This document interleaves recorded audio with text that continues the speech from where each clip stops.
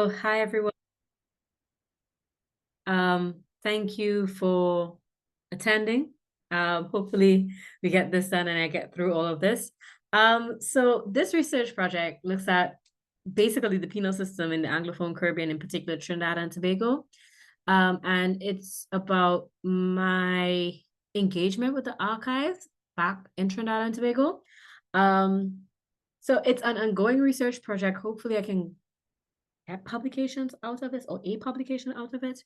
But it's more so, it stems from my desire to just engage a bit more in the history of not only the Caribbean, but the criminal justice system to some extent, right? So I thought a really good place to do to this was starting with, this the end of it.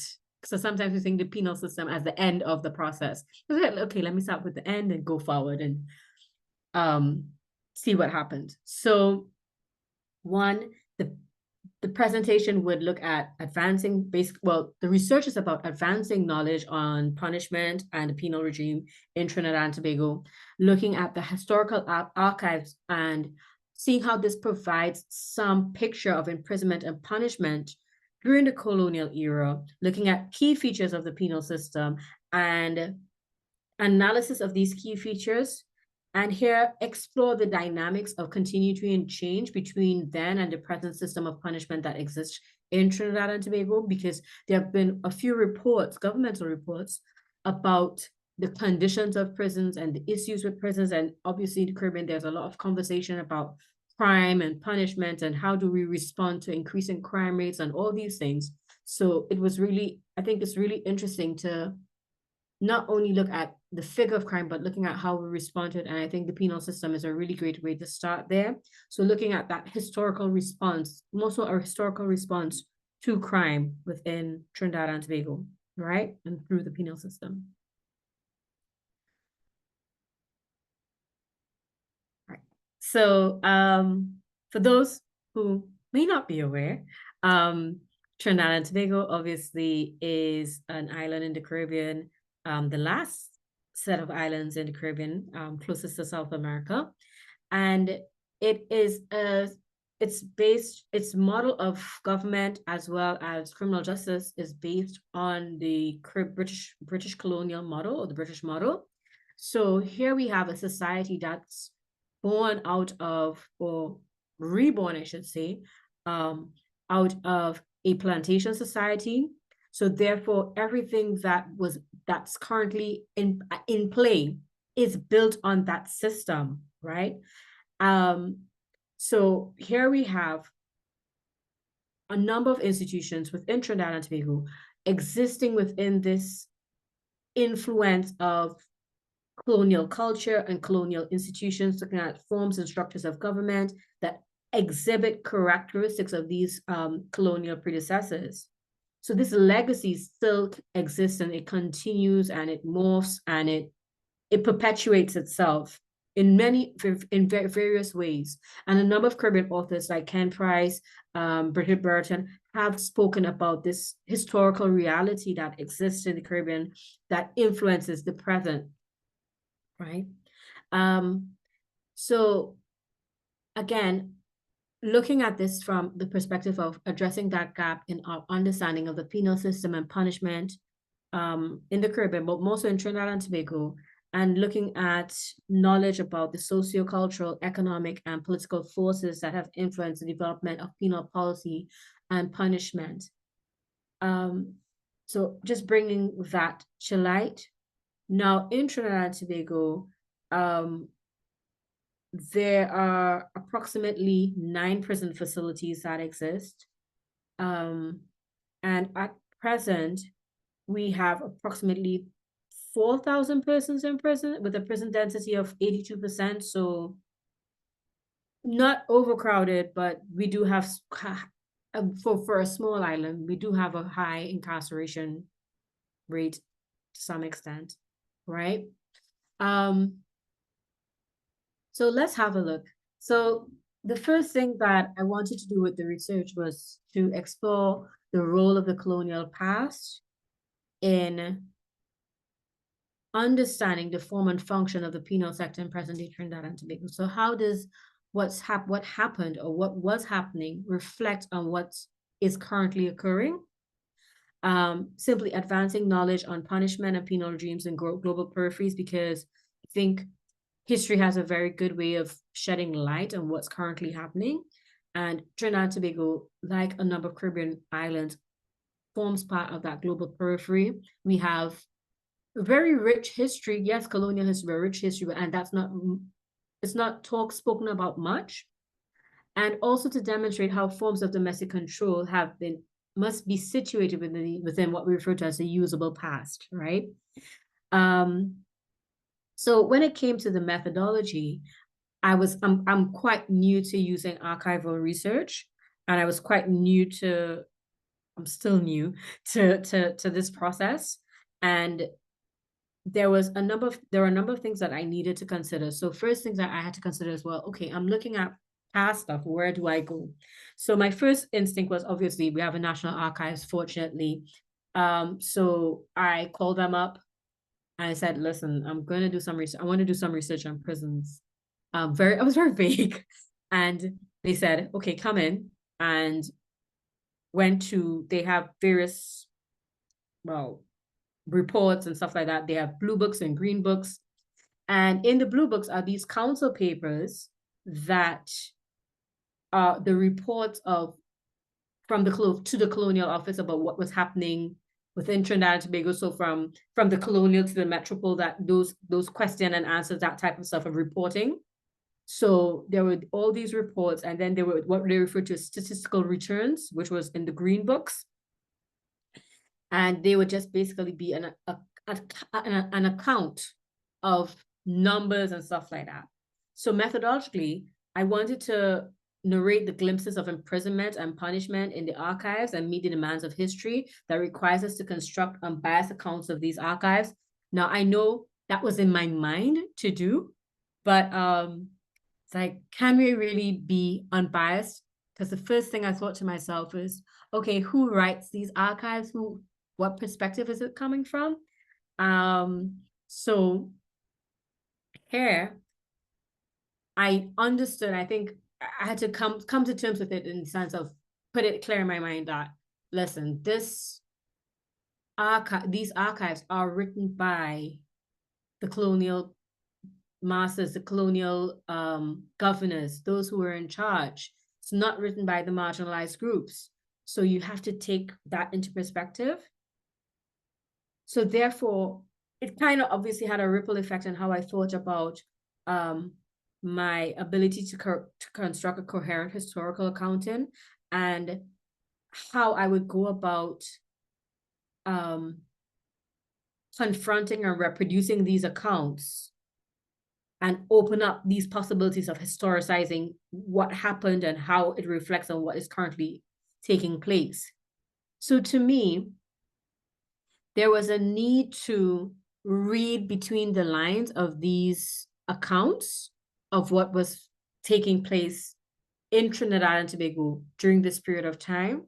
So when it came to the archives, I think the blue books that were intact and reports that were intact started from about 1882, and they went all the way to about 1943. So which is that all those reports of inspectors of prisons and annual reports of superintendents of prisons,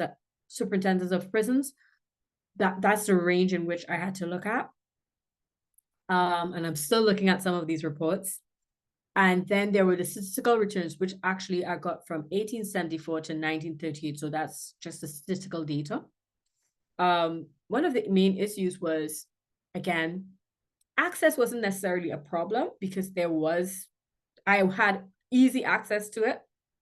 I think it was the nature in which these archives were being kept and the stories that they told. And it kind of speaks to how we treat history as well as a post-colonial society, in the sense of it's not much cherished, in the sense, academically, to draw from it and understand what's happening, how it affects the present day. So some of the issues that I have with these archives was that some things were missing. So for example, um, things happening after 1848, between 1848 and 1882, they weren't there. And in my mind, I said, okay, I'm approaching this colonial, understanding colonial prisons and all these things. I'm going to start from the point of post-emancipation. And one of the main reasons I made that decision was because of it's not to say that there were prisons before. There were prisons before, but it's a different approach. If you think about, obviously the mainstay of prisons is to take away someone's freedom. So the question is, okay, why am I looking at a system where there's no freedom for the masses, and then there's a place of punishment where there's no freedom as well? So I said, okay, let's start with 1840, when we have this quote unquote free society within the Caribbean, within Trinidad and Tobago, and then we have indentured laborers coming in. How is that system evolving into what we want, what we have today? So hopefully that makes some sense about the rationalization of why and how I went to this into this project. So I guess I said, okay, how can these archives provide some understanding of the past when it comes to prison and carceral spaces, looking at what we refer to as the usable past, and influence how we see prisons today and about punishment and prisons today in Trinidad and Tobago. So here are some of the things that I found. Just going into looking at colonialism and the penal system in Trinidad and Tobago, just an overview. So we had post 1838, going from plantation to penitentiary. So we have different systems of punishment taking place in the sense of, okay, pre-1838, I understood that pre-1838, there were two systems of punishment in place. You had the plantation system having their own systems of punishment, and then you had criminal justice system and the penitentiary having their own system of punishment, working alongside each other. But what you had post 1838 was this movement of plantation punishment, right? And these, what we refer to as private systems of punishment, being fully replaced by public systems of punishment. So we had state-sanctioned punishment taking place. Now, it's not to say that these private systems of plantation punishment didn't exist before. They did. And it was state-sanctioned, but you had that taking place and coming into, you had the plantation system moving into public space. So this plantation system punishment coming into public space and stuff like that, and fully under state sanctioned punishment. Now, this is not to say that plantation owners would not have had some type of control over public punishment, right? But as one author says, the very idea of imprisonment as punishment for crimes committed by slaves was a contradiction to imprisonment. It meant loss of freedom, where during slavery, individuals were not free and not even deemed persons but property. So now we have this change in ideology and ways of doing things from, okay, having a plantation system, lack of freedom, to a penitentiary system, state-sanctioned punishment, that type of stuff. So what did this state-sanctioned punishment look like? Well, first and foremost, there were models of punishment and the penal systems in Europe. It was driven by that. You had a continuity of control of newly freed slaves and newly arrived indentured laborers. And then you had a political economy and structure of relations within the colony that was different, but somewhat similar, because you still had those individuals who were at the top tier of society continuing being there, those elites, those plantation owners being there and having control. So these things influenced the state-sanctioned punishment and the state-sanctioned system of punishment when we move post-1838.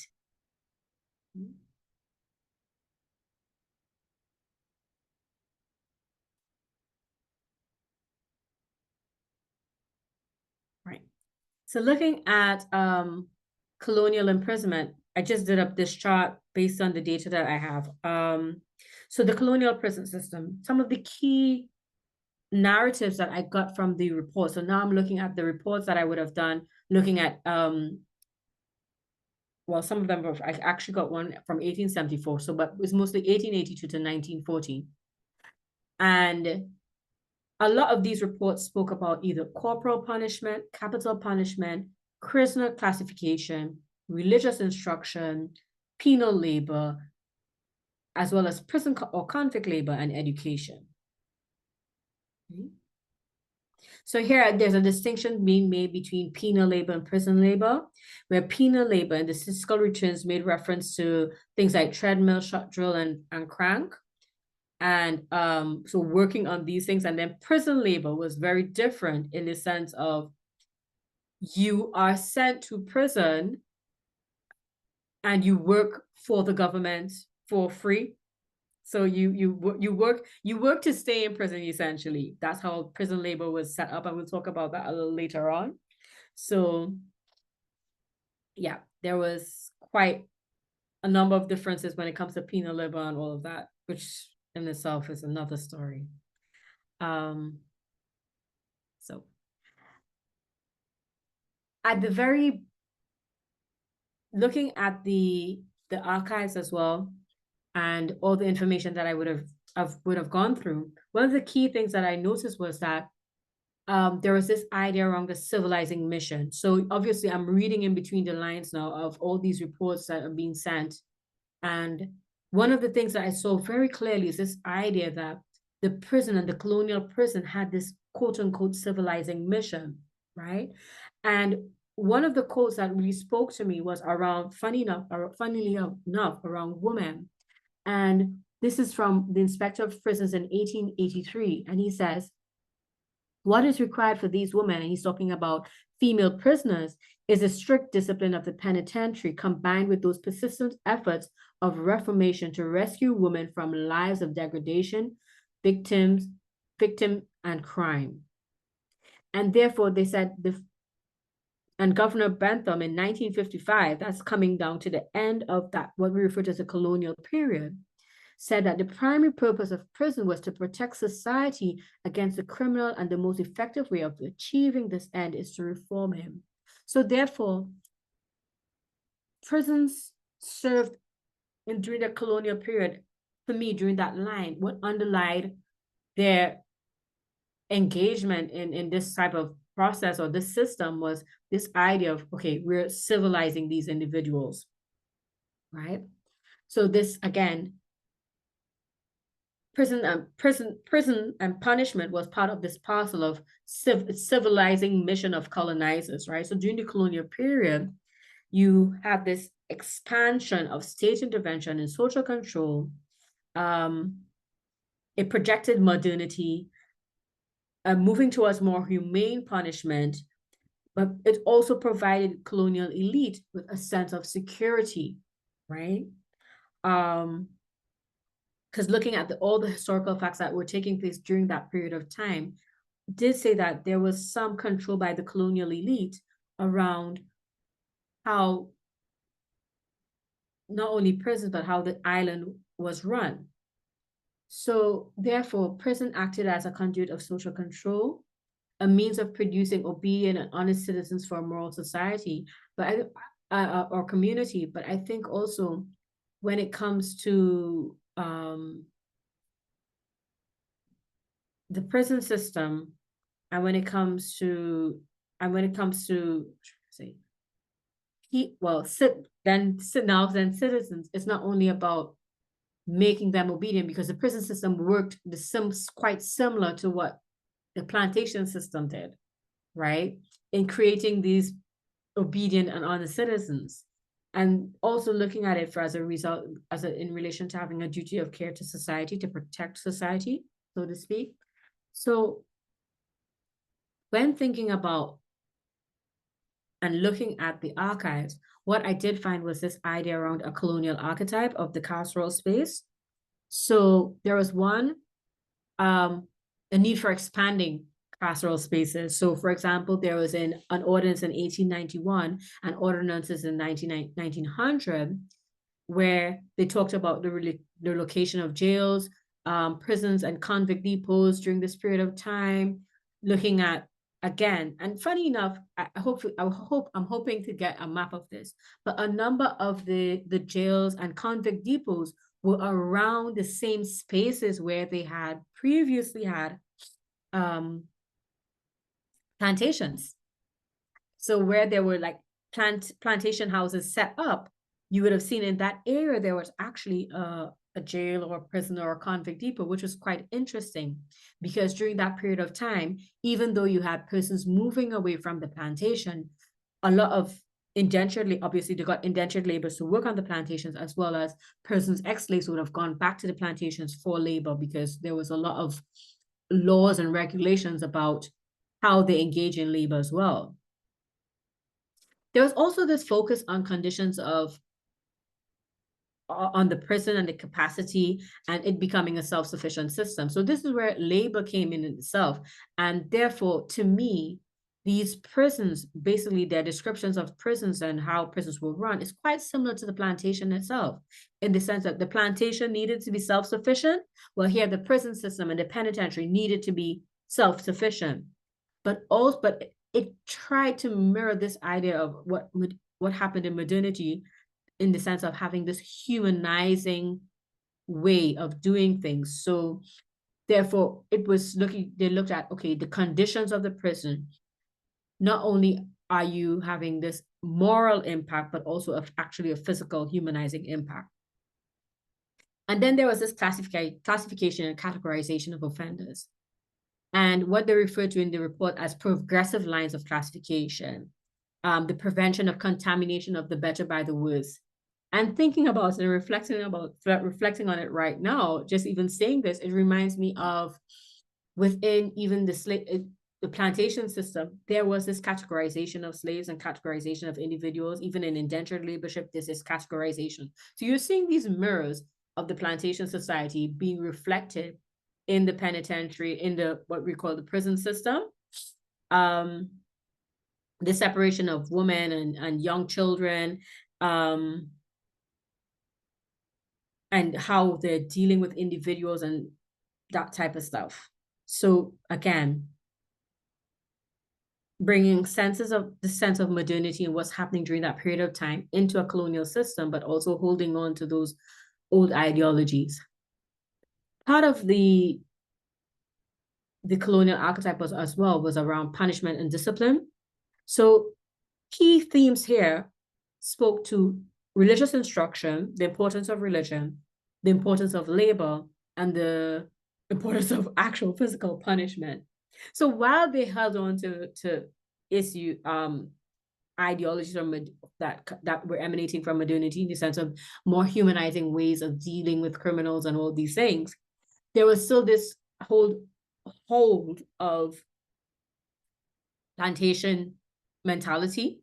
So for example, religious instruction, this idea of, again, civilizing the lower class, saying that the moral sense of lower classes can scarcely be said to exist at all. And this is in 1868 as well. When talking about prison labor, they said, you know what, there needs to be there needs to be labor in the prison, in the sense of, it's like the idea of the devil finds work for idle hands. So you have prison labor and then you have penal labor. And what those two things do is that they help in upholding the prison system, because what you had happening was that where they would, in these reports, I saw they actually monetized, right? They said, okay, a prisoner took, the cost of one prisoner is 10 pence for the day, okay, and his labor should amount to 20 pence. And there was this actual accounting of how much money they would gain from this prison labor and penal labor. And then there was also this, what we refer to as persistent corporeality. So this commitment to corporal punishment. And in 1915 and 1904, from the council papers, which was again the reports from the inspector of prisons, you see them talking about punishing prisoners, physically punishing prisoners. So you're talking about the cat o' nine tails. They're talking about probably whipping. And very interesting enough, after a period of time, however, they've stopped, and I need to go back and look at this, but they actually stopped physically punishing women, and how they would punish women post, well, 1900 would have been through the cropping of hair and solitary confinement. So men and young boys would be subject to actual physical punishment, whereas women and female prisoners would be punished through that hair cropping and solitary confinement. But again, it just represents this physical brutality and this continuity of physical pain in teaching discipline and creating routines through labor. And again, much so mirroring plantation society. So this is some of the data, and sorry if it's not very clear for a lot of people, some of the data that I got from statistical data. So we are looking at persons who spent 5 years or more when it comes to sentencing, because a large part of these reports were around the importance of sentencing and the impact of sentencing and in imprisonment. So here are some key things about sentencing that was said that I found from the archives. One, around punitiveness, and two, around effectiveness. So when it came to punitiveness, the inspector of prisons, a number of them spoke about the fluctuations in sentencing, with higher sentencing numbers for short periods of time. So if I just quickly go back to the chart, what you would see, where the long gray lines at 3 months or less. So you have 5 years or more, 1 to 5 years, 3 months and less than 1 year, and 3 months or less. And you would see that a number of persons were sent to prison for 3 months or less.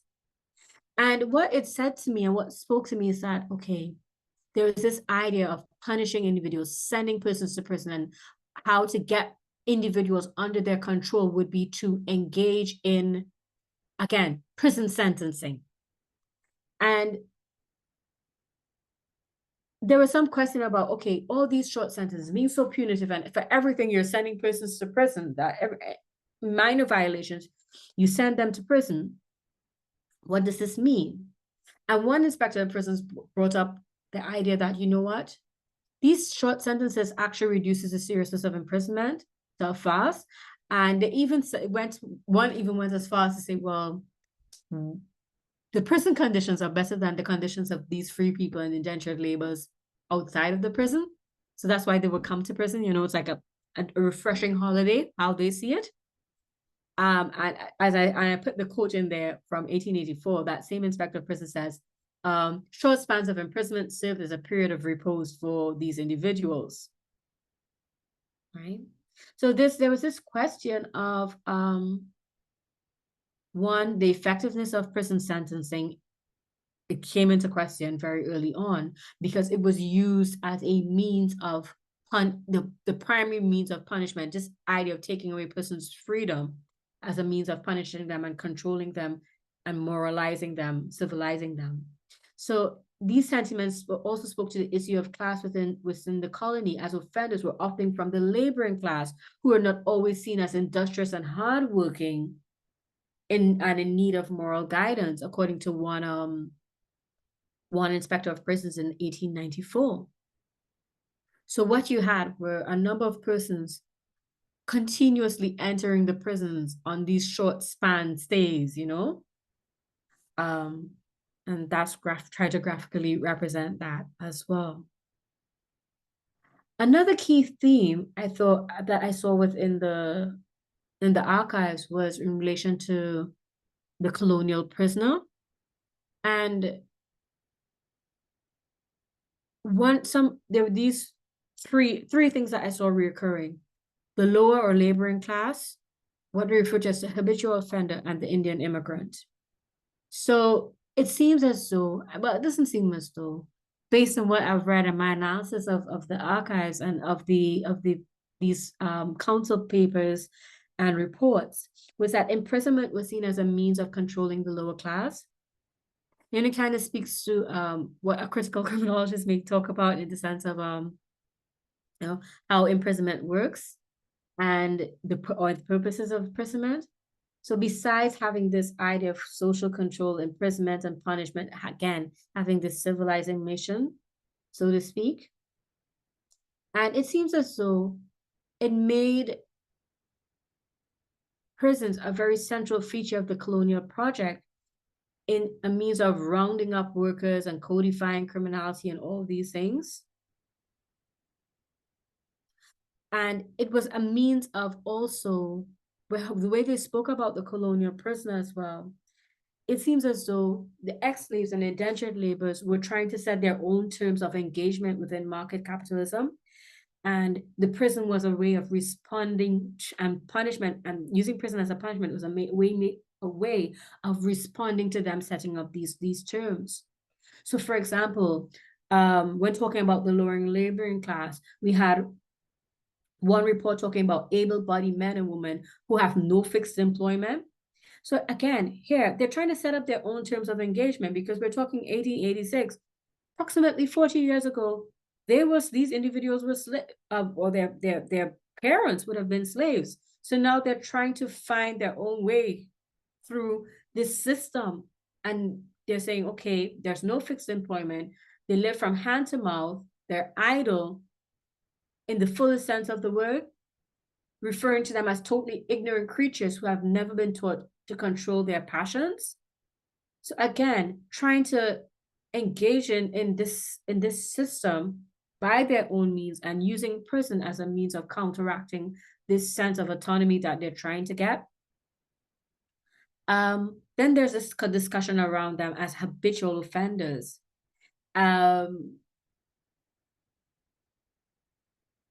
And they think that, saying that, these individuals are habitual offenders. And this idea of, again, engaging in this capitalist society, this colonial capitalist society, and prison being a way of curtailing them.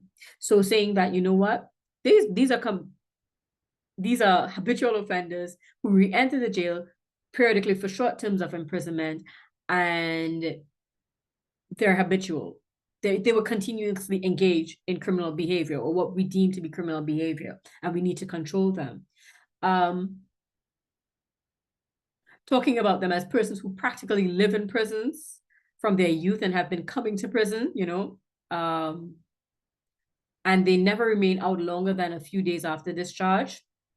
And then another thing that I saw that was really, really clear was around the Indian immigrant.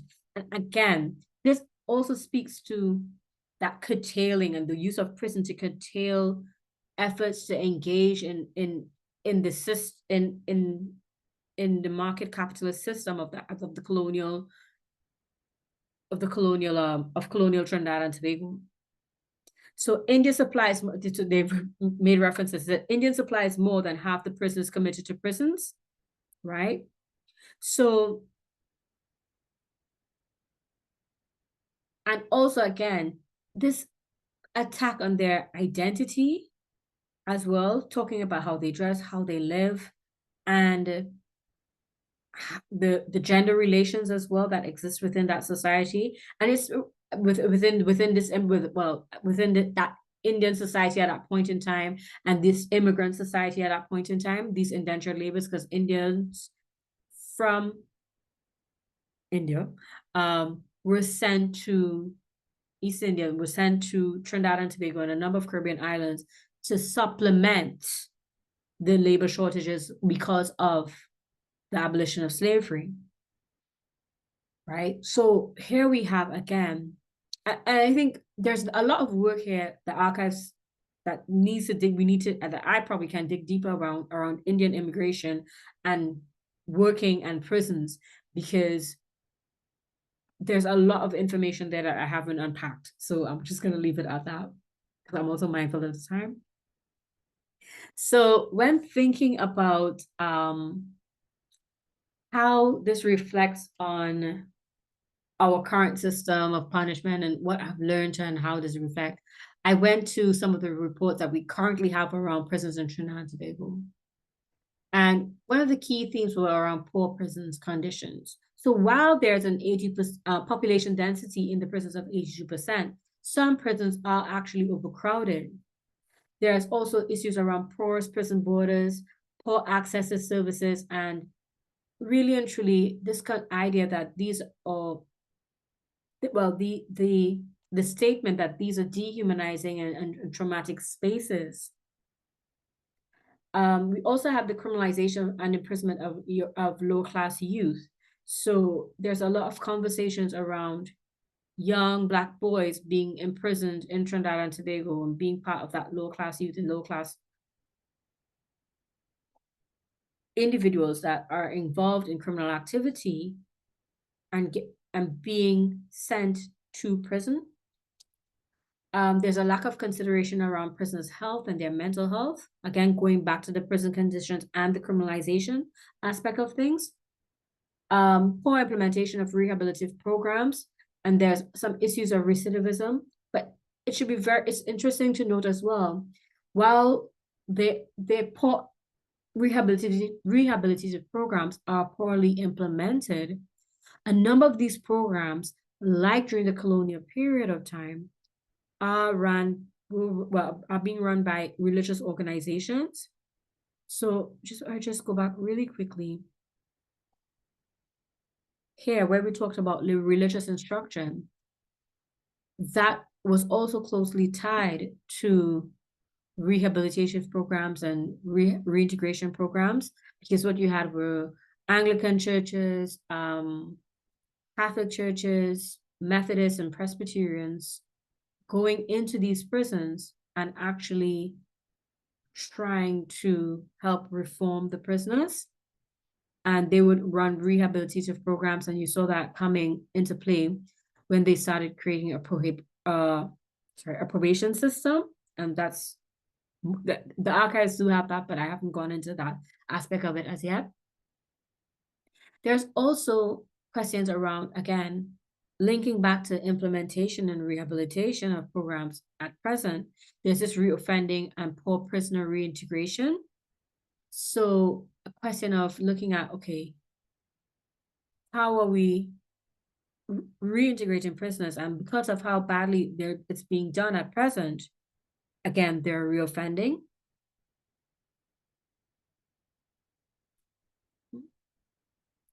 Also, I didn't put it in here, but the actual carceral spaces, so like geographical spaces, some of them are still exist to date.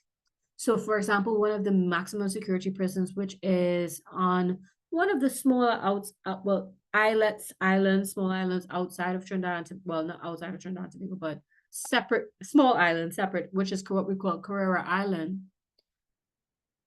Back in 1860s, 70s, Carrera Island was a prison, and it continues to be a prison to today.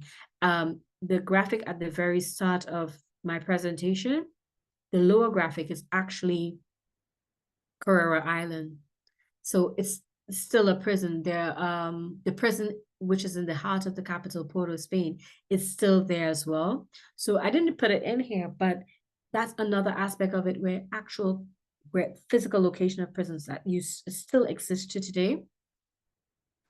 So I guess at the end of it all, I asked myself, well, so what? I try to ask myself that question, so what? What does this all mean? And it means that when thinking about the criminal justice system in Trinidad and Tobago, looking at and reflecting on what the history, what I've seen in the archives, there needs to be there's a need for consideration of the structural conditions of poverty, race, gender, and other systemic forms of injustice that exist and that continue to exist. Probably a consideration or some consideration of an assessment of the therapeutic and anti-therapeutic properties of the penal system, because you're looking at this system and talking about issues around prisoner mental health, but you're actually basing this you've continued on a system that wasn't built towards therapeutic properties, right? And also looking at approaches to punishment based on the historical and structural context. So look at the history and the how that informs the structure of our society, and it may be useful, or it may be advantages for us as a Caribbean society, as a post-colonial society, I should say, to engage in different forms of punishment and different ways of doing punishment, other than just simply sending persons to prisons and that type of stuff. And yeah, that is it.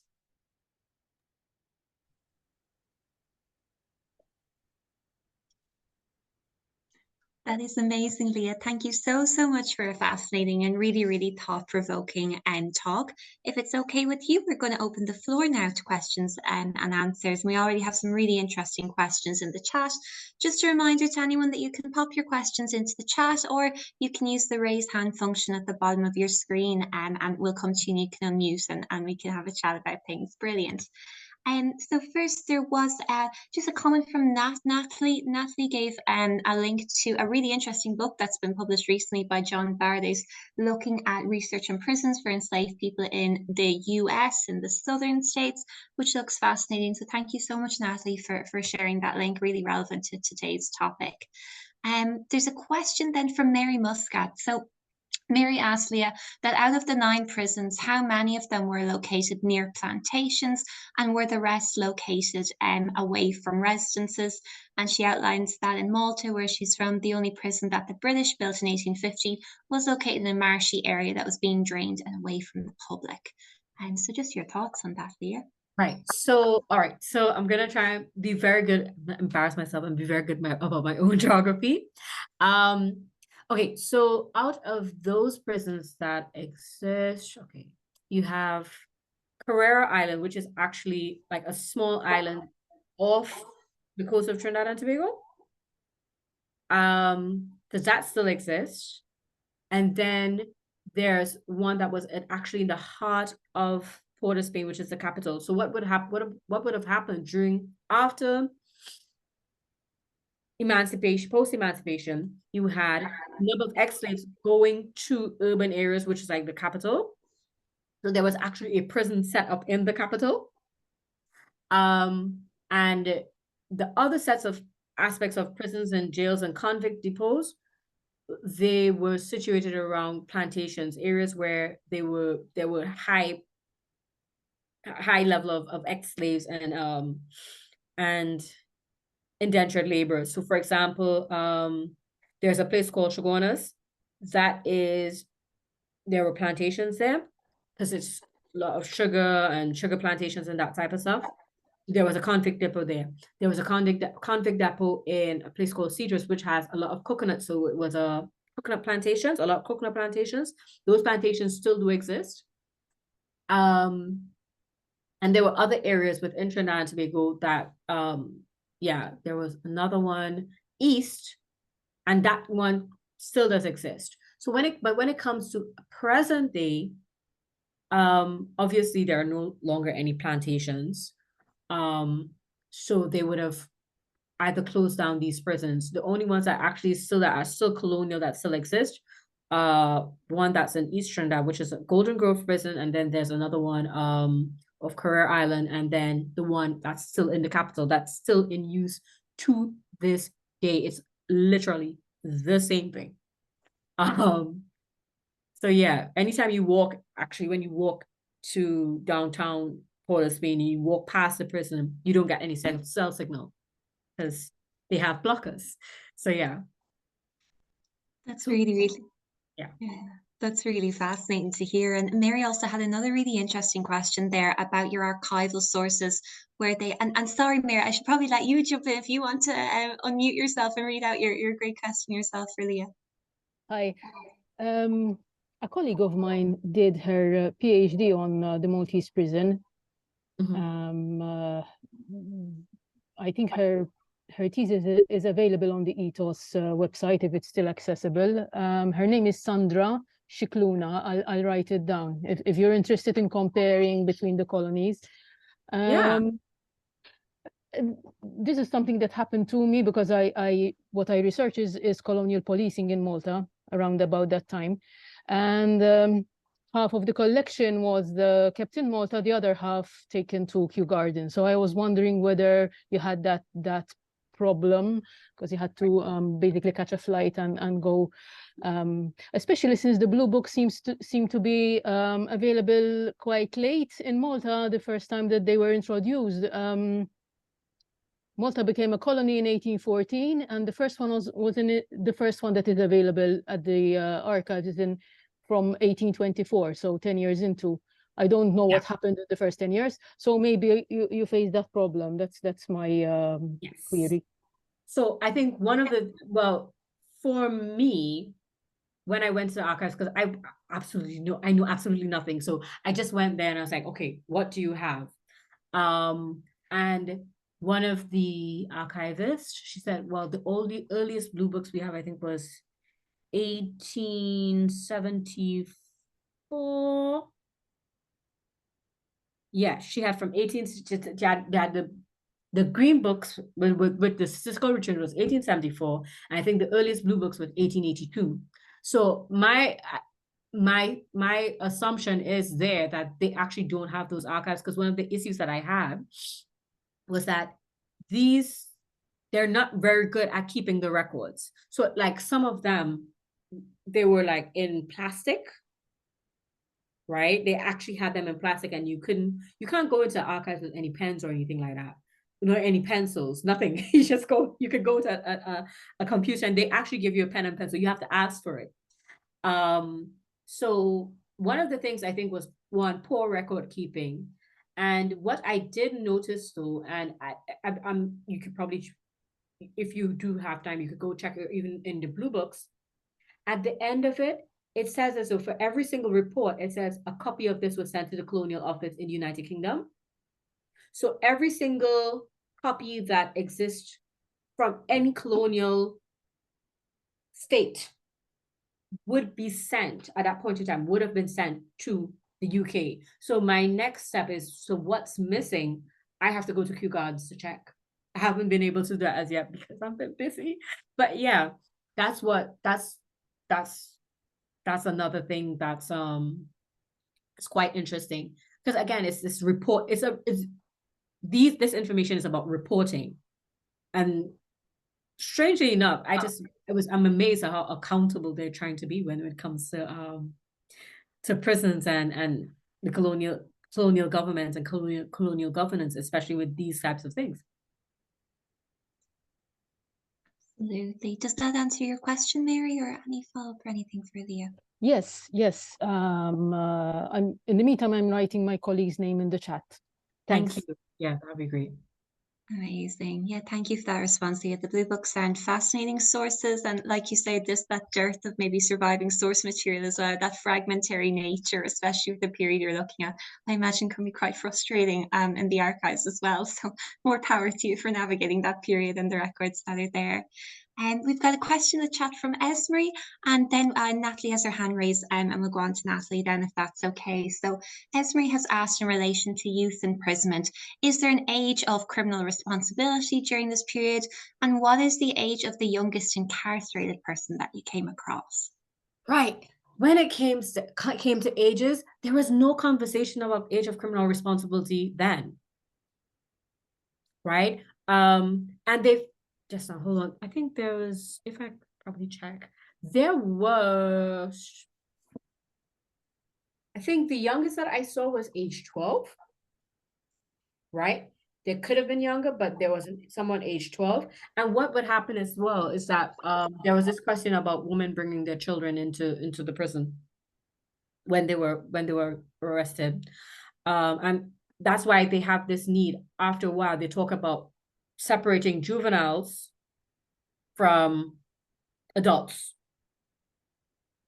Right. And even where they positioned the female prison and the male prisons as well, because they just didn't want the women and the men to interact, because it was funny again. And one of the convict depots, and I keep on forgetting this. We were talking about this earlier, but one of the prisons was a place called St. James in St. James. Funny enough, where that prison was, it's now the police barracks. So police officers in the policing academy, training police officers now exist there in that space, which is really interesting how we use space, but that's a totally different thing. But so you had women and men being housed there, and they tried to make separations or partitions so they have no interaction with each other. Interesting. Thank you so much for that, Leah. Esme, I don't know if you have any follow-up on that, or no, all happy. That's absolutely great. In that case, we'll get on then to Natalie then. Natalie, go ahead whenever you're ready. Yes. Can you hear me? Yep, can you hear Ah, me? okay, good. Yeah, I was wondering if you could expand on the difference you made between convict labor and penal labor. Right. Immediately when you said I'm not gonna give details about that now, I was like, I want to know. Right. So there are based on the records, there were two forms of labor that they made prisoners engage in. Convict, well, let me go back to the slide where we talk about it. Right. There's prison labor, right? And then there's prison labor and penal labor. So prison labor was what was used to make money. In that, so the money that they would have gotten from prison labor would have gone to either paying for individuals' stay in the prison and making money for the prison. Penal labor was part of the punishment. So you had two types of labor taking place in the prison. So labor as in earn your keep, while we put you here for you to earn your keep, and then labor as a response to your punishment. So we've taken your freedom and we want you to work. So you're working for free, and you're working for free twice. But in one of these types of labors, you are going to pay for your stay. But does it mean that it was different assignments? Yes. So with prison labor, for example, you would have so here I have a actual quote about. Did you have plantation labor, for instance? Well, they wouldn't have any plantation labor at that point. Well, in the sense of as a form of punishment, it would not necessarily be plantation labor, because all right, so the system would have post-emancipation would have been ex-slaves working on plantations as well as indentured laborers. Indentured laborers would have come from India, China, Syria, even to some extent Ireland, yeah, and one or two different there were some Polynesian countries, and most in other Caribbean countries they had these Polynesian immigrants as well. So these individuals would have been assigned to, they would have had a contract, come to the Caribbean, in particular Trinidad and Tobago, to work on the plantations. What you would have were obviously poor conditions, because indentured labor wasn't really that different from slavery. So you have individuals trying to obviously engage in, as I said, engage in market capitalism in the island, in the colony, on their own terms, ex-slaves and even indentured laborers. And obviously, you don't want them doing that. So what would happen is that you would get these sentences for various things, so huckstering in the city, not fulfilling your indentured laborer contract, that type of stuff. So therefore, they would send them to prison, and they would engage in either having prison labor or penal labor. So the prison labor, again, would be in relation to gaining that income for their stay, and their penal labor would be actually part of the punishment. Now, for example, they may have them go out of the colony and go out to the prison and help fix the roads, or go to a building site and help build something. Or for example, some of the women would don police officers' uniforms, that type of stuff, income earning activities, right? And then you have punishment earning activities and labor. So labor was used as punishment, and it was used for income earning as well. So yeah, that's the difference between the two types of labor that existed. Thank you. No problem. Brilliant. Thanks a million, Natalie, for the question. Thanks, Leah, for that answer. In the chat, Mary has put down the name of Sandra Skikluna, so the PhD from Leicester, early 2000s in the Maltese prison, which sounds like a fascinating one as well. Thank you for that, Mary.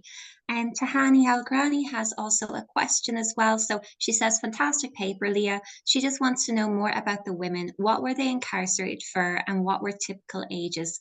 And she also notes that it's interesting about punishments for women and the cropping of hair, which is similar to what was happening in England at the time as well. Right. When it came to women, I didn't get ages. I did not get any ages for women. I did get ages for young people, but I don't have any ages for women. I could look again and see, but I didn't see any ages for women. When it came to women, so there were, I think a lot of it was around public ordinances, so like drunk and disorderly, not being able to take care of their children. Some of them were for violent offenses. But yeah, there was quite a lot. So from the green books, I got access to crime statistics as well. So in those green books, which are statistical returns, there are issues around prisons, and then there are statistics around prisons, and then statistics around crime. So when it came to women engagement in crime, a number of them were around public ordinance stuff, theft, maybe shoplifting, and in relation to, again, not being able to take care of their children, that type of stuff. And violent offenses to some extent, but not quite a lot. That's really interesting, Tahani. It's just that she thought that this may be the case around immorality and femininity as well. So some really, really interesting kind of parallels going on there as well. Brilliant. And I just wanted to jump in with a question as well, Leah, if that's okay. So I found it really fascinating how you outlined that the new penal system set up, that it was very much this mirror of plantation society.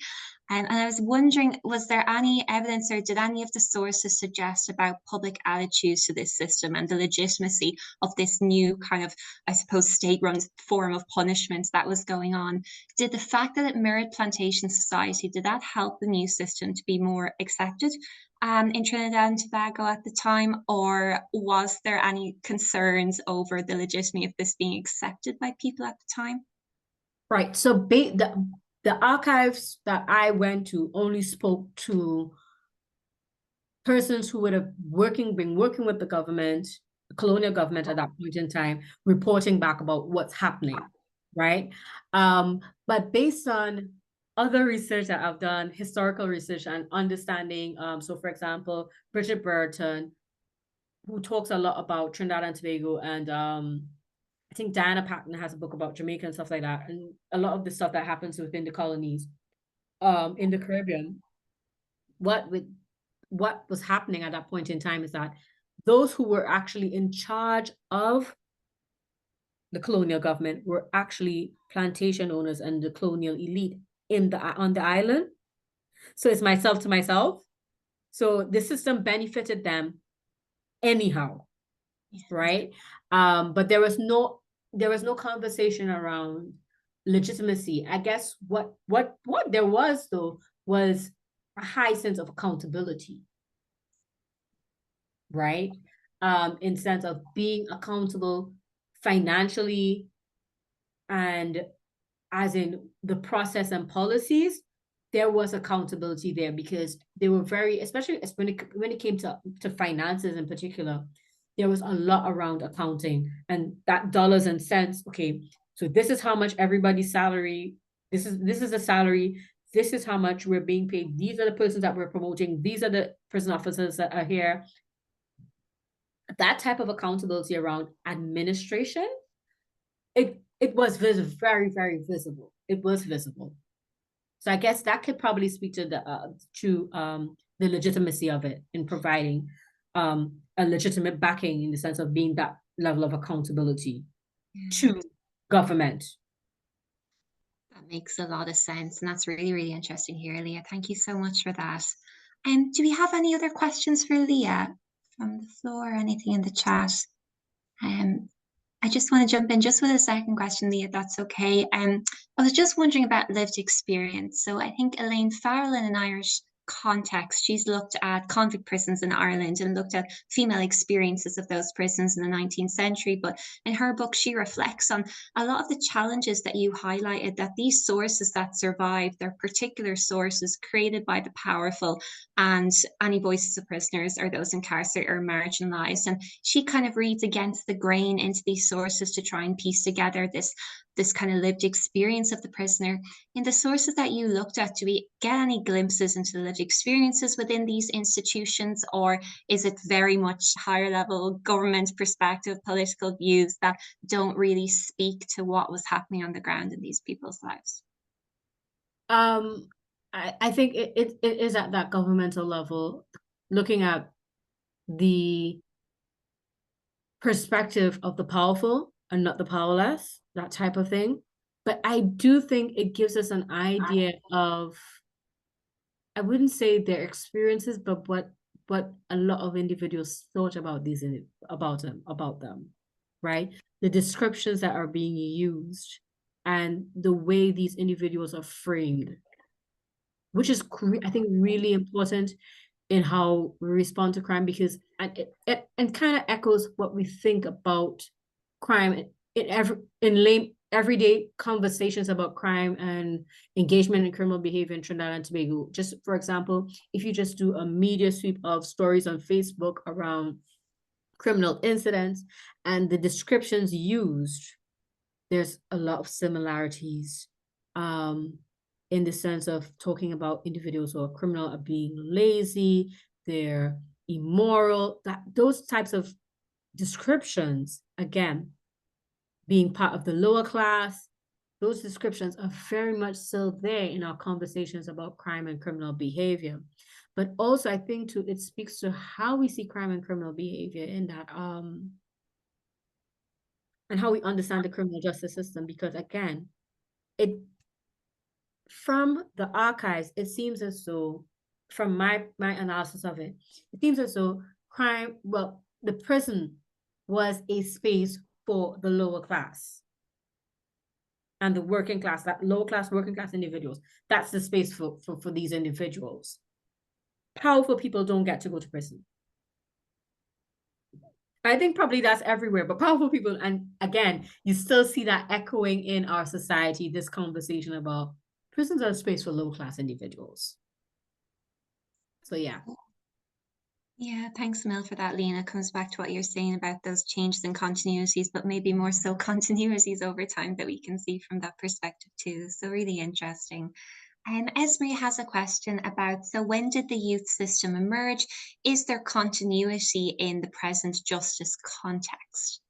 Right. When it comes to youth system, I have not looked at that as yet, because I do have the information around some of the reforms. So they had reformatories for boys and girls. So that, if I could recall from the council papers, we're thinking, where is it? If I could pull it up now.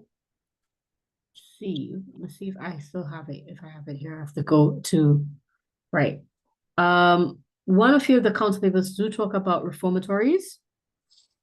I'm just trying to remember when it would have started, and I can't recall.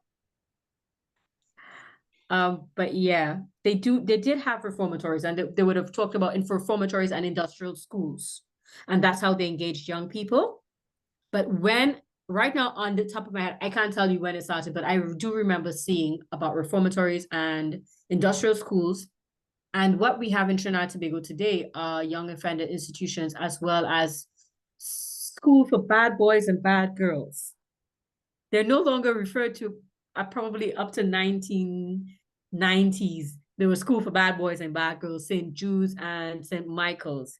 And there's a lot of question, especially now, around young people and being sent to young offender institute. And because I think there's one young offender institute, and these schools for bad girls, well, St. Jude's and St. Michael's, which are these spaces for children. But again, there's this issue of classification as well, because those spaces aren't actually for children who have been criminalized or young people who have been criminalized. It's for children who probably have problems at home with their family members and they need to take them out of that space. So you're mixing victims, persons who are victims who have not offended and victims who have offended. It's very messy. But from my perspective, it's very messy.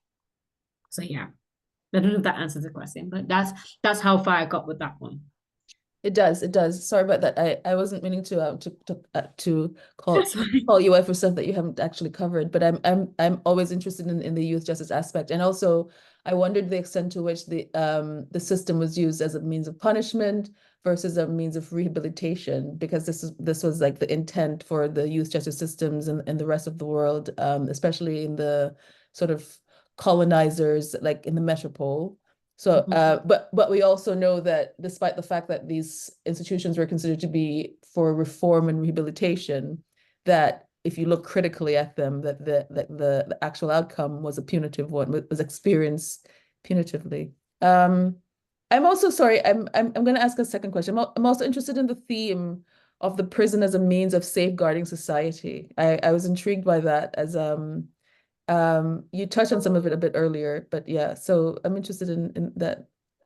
Well, for me, it seems, well, based on from the analysis that I did, a lot of what they spoke about would have been prisons as a means of safeguarding people. Like we owe a duty, like I think one of them said, we owe a duty of care to the society to not have these individuals who are immoral or criminal running around doing whatever they want to do.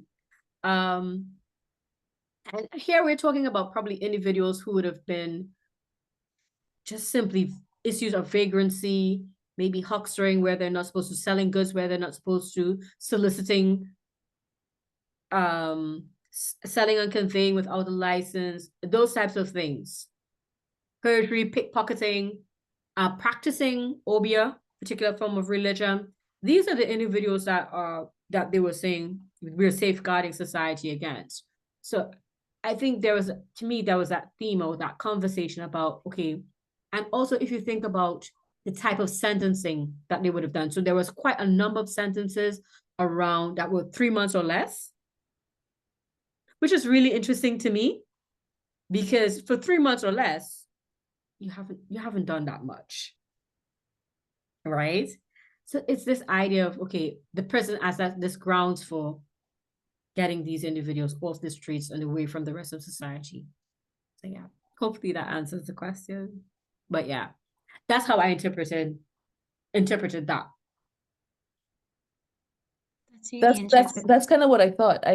Yeah, it sounds as though this was a message to the powerful elites that despite emancipation, we're still going to find ways to ensure that the status quo is maintained.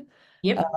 And so the idea of safeguarding is just a way of saying, like our aim is to create a stable society, and we can't have stability if we have rogue elements roaming around out of control.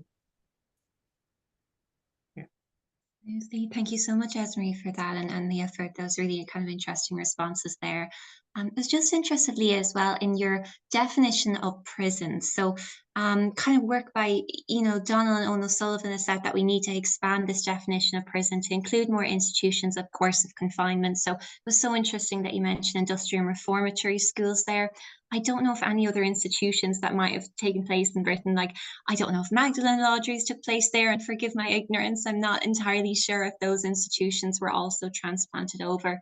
Like in your research, are you focused more so on kind of the bricks and mortars prison, or are you thinking of expanding or looking at other maybe sites of course of confinement that aren't maybe technically a prison, but were still experienced as punitive by the individuals detained therein?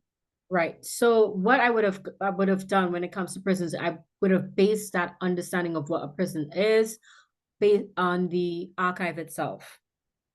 What the archive would have put as a prison. So for example, something like a convict depot, which would have been like a holding bay for individuals or offenders, we may not really consider it a prison per se. So that was considered, again, put in there. There was also what we refer to as a leper hospital, which was actually a prison, right?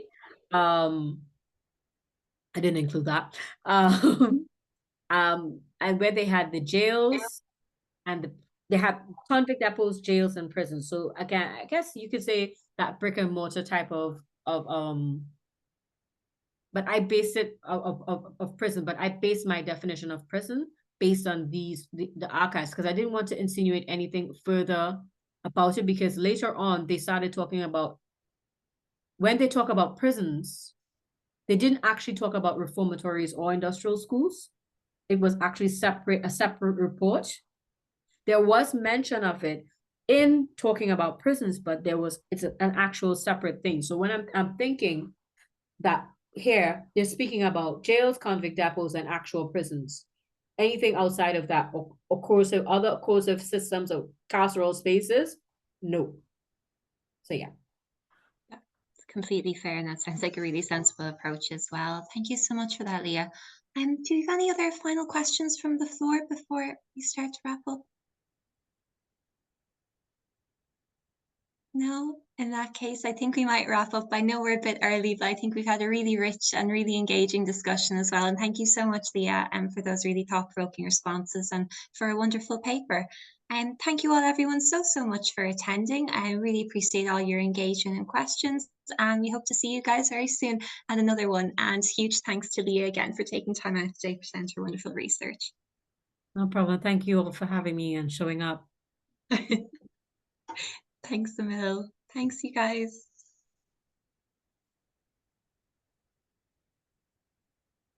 All right. Oh, that went well. I was so nervous. I think